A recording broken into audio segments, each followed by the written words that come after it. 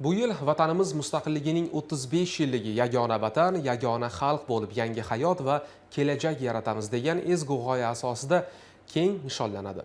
Eng ulug', eng aziz bayramni mahallalarda ko'tarinki ruhda o'tkazish uchun mahallalarda obodlik va mehr-saxovat oyligi e'lon qilingan edi. Yaqinda G'ijduvon tumanining Soqtari mahalla fuqarolar yig'inida ham aholi turmush darajasini yanada yaxshilash, infratuzilmani rivojlantirish hamda mahallaning obod qiyofasini shakllantirish maqsadida keng ko'lamli obodonlashtirish va bunyodkorlik ishlari amalga oshirildi. Mavzu tafsilotlari to'g'risida hamkasbimiz so'z yuritadi. Mazkur loyiha doirasida mahallada ko'p yillar davomida aholini qiynab kelgan muammolar bosqichma-bosqich bartaraf etilmoqda.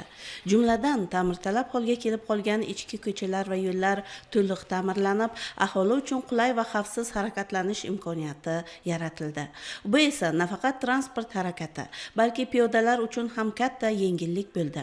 Shuningdek, mahallada elektr ta'minoti bilan bog'liq muammolar ham o'z yechimini topmoqda. Eskirgan transformator uskunalar bilan bog'liq kamchiliklar bartaraf qilinib, elektr ta'minotining barqarorligi ta'minlandi. Natijada aholi xonadonlari va ijtimoiy obyektlarning elektr energiyasi bilan ta'minlanishi sezilarli darajada yaxshilandi. Mahalla ko'chalariga zamonaviy tungi yoritish chiroqlarining o'rnatilishi esa hududning qiyofasini yanada o'zgartirib yubordi.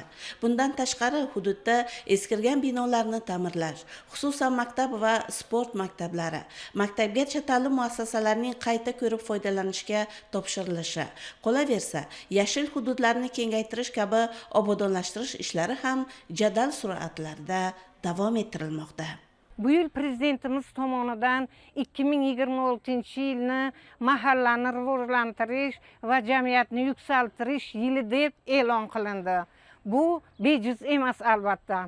Butun kuch-quvvatimiz, mahalladagilar nuroniylar, mehnat faxriylari, mahalla yig'ini raisi bilan birgalikda bir tanu bir jon bo'lib, mana shu buyuk o'zgarishlarni amalga oshirishda biz ham kamarbasta bo'lmoqdamiz.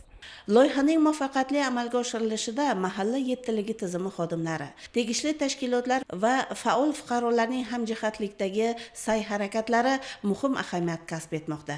Ularning tashabbuskorligi va mas'uliyati tufayli mahalladagi mavjud muammolar o'z vaqtida o'rganilib, amaliy yechimlar topilmoqda. Bu kabi sa'y-harakatlar Soqtari mahallasining yanada obod, fayzli va zamonaviy qiyofa kasb etishiga, eng muhimi, aholi uchun munosib va farovon yashash sharoitlarini yaratishga xizmat qilmoqda.